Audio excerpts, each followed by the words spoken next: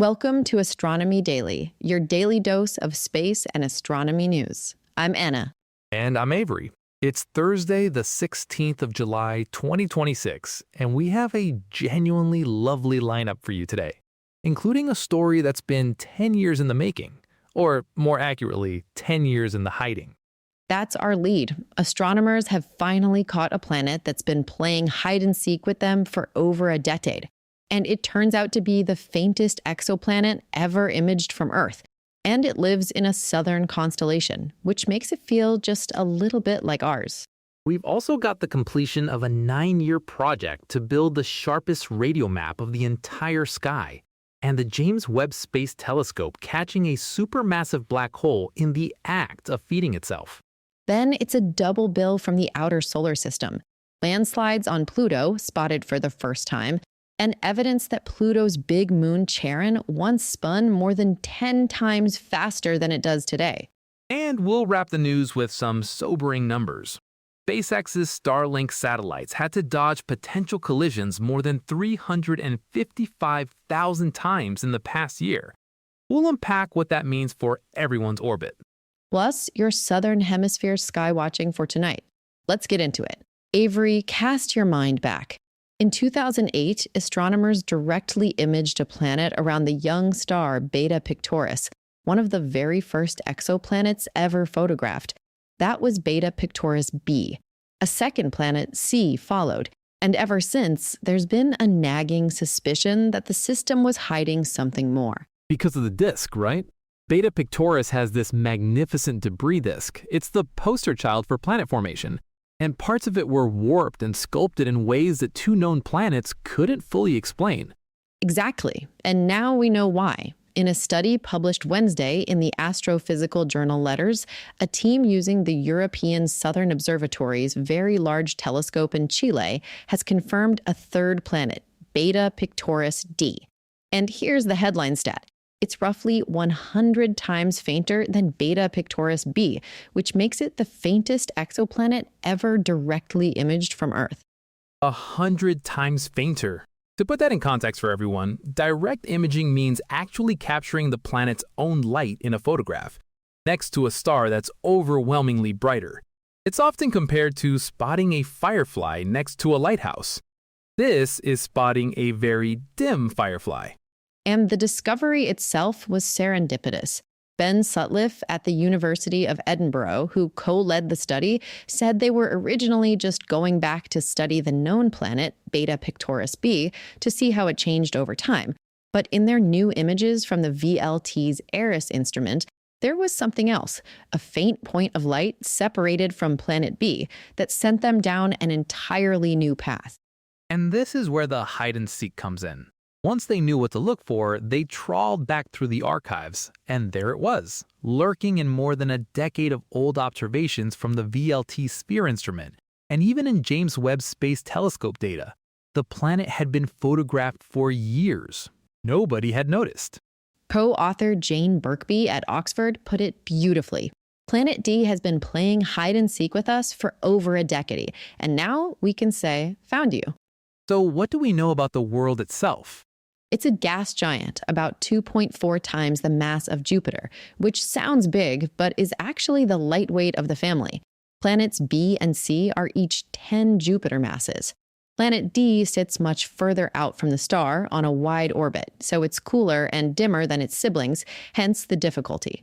And satisfyingly, its presence helps explain that odd structure in the debris disk that's puzzled astronomers for years. There's also a nice milestone tucked in here. This makes Beta Pictoris only the second planetary system after HR 8799 where more than 2 planets have been directly imaged. We're building up actual family portraits of other solar systems now. And an independent team at the University of California spotted the same object in their own data at almost the same time, which gives the detection real confidence. Now, the bit our audience will love, Beta Pictoris is a southern star.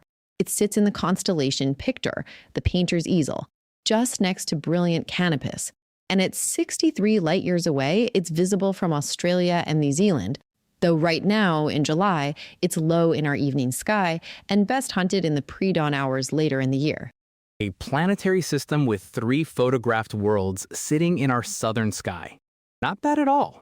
Next, a project 9 years in the making has just crossed the finish line. The U.S. National Science Foundation's National Radio Astronomy Observatory has announced that observations for the Very Large Array Sky Survey, VLASS, are complete. It's the most detailed radio survey of the sky ever conducted. This is the VLA in New Mexico, the iconic Y-shaped array of 27 dishes from every space documentary ever made. That's the one. From September 2017 through February this year, the array repeatedly swept about 34,000 square degrees. Essentially, the whole sky visible from New Mexico, everything north of minus 40 degrees declination. That's roughly 80% of the entire celestial sphere, mapped at a resolution of about 2.5 arcseconds in the 2 to 4 gigahertz band. And how does that compare to what came before? It's about 18 times sharper than the previous benchmark all-sky radio survey from the 1990s. The numbers are staggering, roughly 6,500 observing hours, half a petabyte of raw data, and the processed data products are expected to reach around 2 petabytes, the largest data volume the VLA has ever produced. They use a clever on-the-fly mosaicing technique, where the antennas sweep continuously across the sky in a raster pattern rather than stopping to point at each field. And crucially, they surveyed the sky multiple times over those 9 years, which means VLASS isn't just a map, it's a movie. Comparing epochs revealed a dynamic radio sky, sources that flare, fade, or appear from nowhere, exploding stars, feeding black holes, colliding neutron stars. Which brings us to the timing, and honestly, the timing is the best part of the story. Just over 2 weeks ago, on June 30th, the Vera C. Rubin Observatory in Chile began its decade-long legacy survey of space and time, sweeping the southern optical sky every few nights. So for the first time in history, we have a complete high-resolution radio map and a real-time optical transient stream operating simultaneously. So when Rubin flags something going bang in the optical, astronomers can immediately check what that patch of sky looks like and looked like in the radio. The whole multi-wavelength discovery machine the community has spent 2 decades building is now switched on. And the data's public. Radio astronomers, multi-wavelength folks, citizen scientists, the radio sky now belongs to everyone. Now to a decades-old mystery that may finally have its answer, Avery. How do supermassive black holes keep feeding? Nearly every large galaxy hosts one of these monsters, millions or billions of times the mass of the sun. When they feed, they blast out enormous energy, powerful jets that heat the gas around them. And that's the paradox. That heating should cut off the black hole's own fuel supply. So why don't they starve? The leading idea has been a kind of cosmic recycling loop. The heated gas eventually cools back down, condenses into long, thin streamers called filaments, and rains back towards the center, self-regulating. But actually seeing the connection filament to black hole has eluded astronomers for decades. Until now.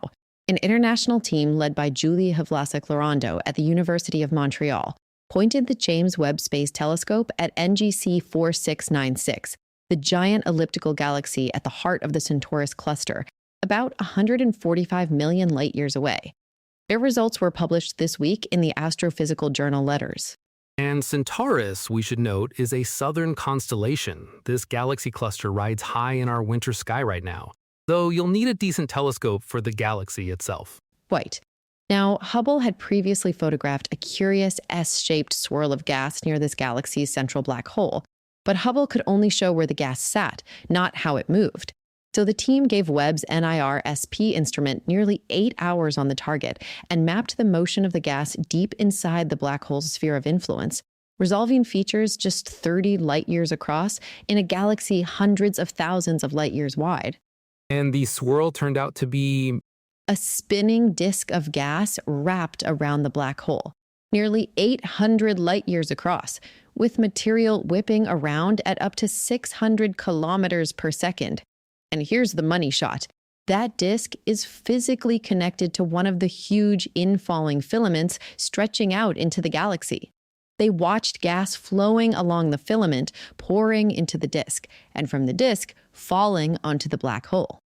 The missing link caught on camera. Heat the gas cools into filaments, the filaments feed the disk feeds the black hole heats the gas. Round and round it goes.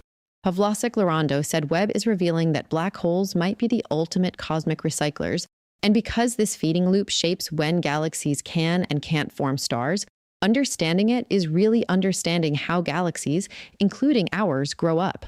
Anna, time for a double bill from the outer solar system. 2 stories, 1 spacecraft, and a dwarf planet that keeps on giving. First, scientists have detected landslides on Pluto for the very first time.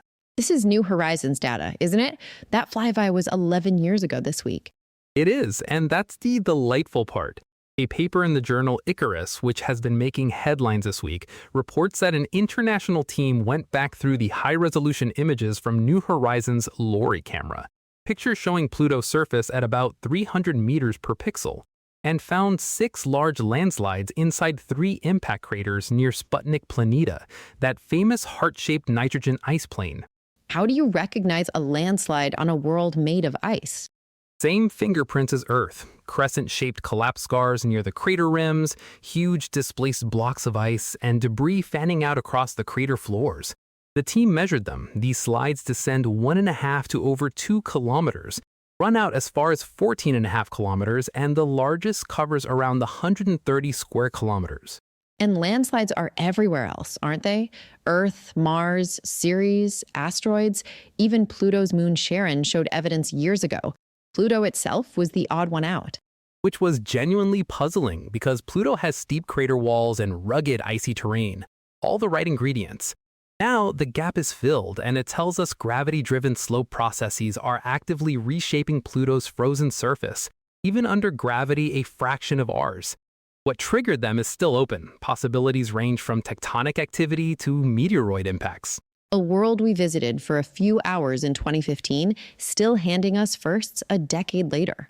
And it's not done, because part 2 of our Pluto double is about the other half of that famous pair. Charon, Pluto's enormous moon, so big relative to Pluto that the two really form a double world. And a study published Tuesday in Nature Communications says Charon's mountains have preserved a memory of a wilder youth. What kind of memory? A record of de-spinning. Across the solar system, tidal forces gradually slow a body's rotation. And as the spin slows, the body's shape relaxes, stressing and cracking the surface. It's long been theorized for Charon, but clear geological evidence was missing.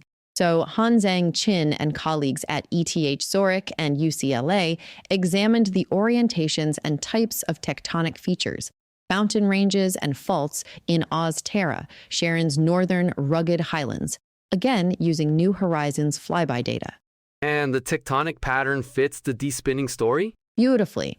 Their modeling suggests Charon's rotation period was once around 14.3 hours, and it has since slowed to today's roughly 153 hours, locked in step with its orbit around Pluto. That's more than a 10-fold slowdown, and the stresses from that transformation are etched into the mountains we photographed in 2015. Chen said the study drastically changed her understanding of Charon's geologic history. And there's a bonus finding, isn't there, about how Charon was born? Yes, the way de-spinning and global contraction evolved together favors what's called a cold start for Charon, which is a real clue to the early thermal history of icy moons across the outer solar system. So between Pluto's landslides and Charon's slowing spin, one 11-year-old dataset gave us 2 papers in a week. Not a bad return on a flyby. Our final story today, Anna, comes with some genuinely eye-widening numbers.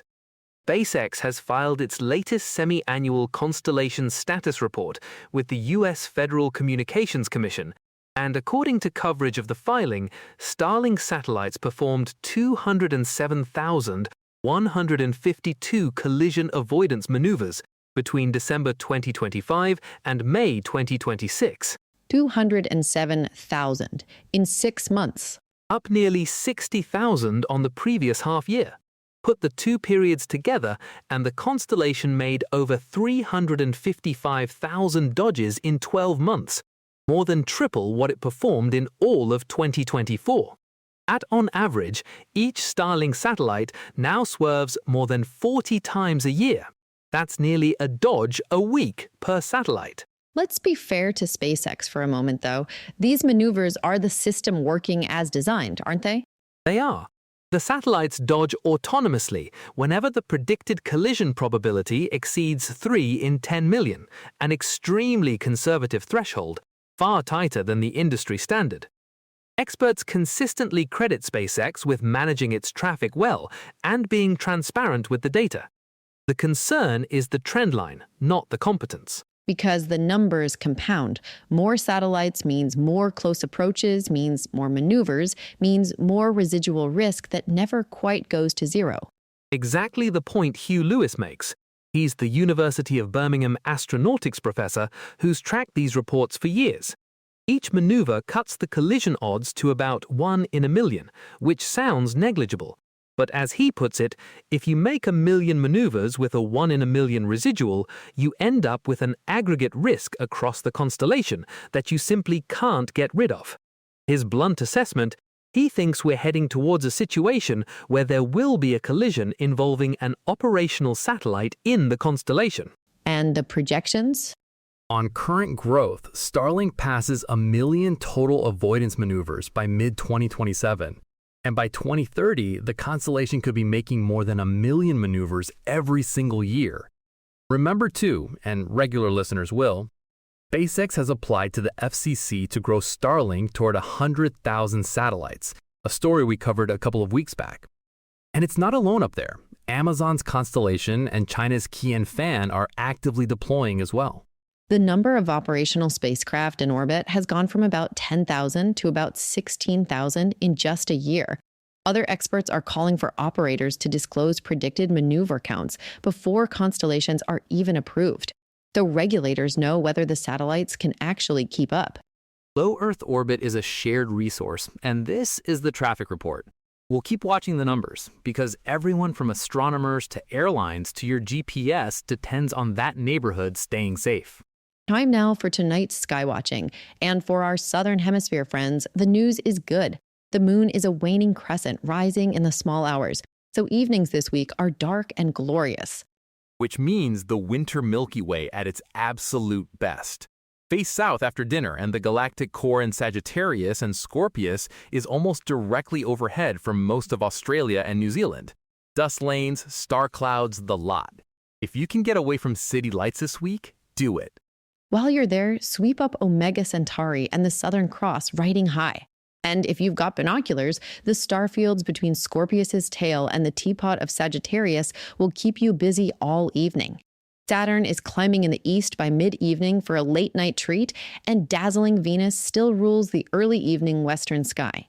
And one for the launch watchers. SpaceX's Starship Flight 13 window opens tonight U.S. time. That's tomorrow morning for us, from about 8:45 AEST. So pour a coffee and watch this space. We'll have the full story in Saturday's Weekend Wrap. That's it for today's episode. Thanks for joining us. You can find show notes, links to every story, and our back catalog at astronomydaily.io, and we're at Astronomy Daily Pod on all the socials. Astronomy Daily is part of the Bytes.com podcast network. I'm Avery. And I'm Anna. We'll see you tomorrow.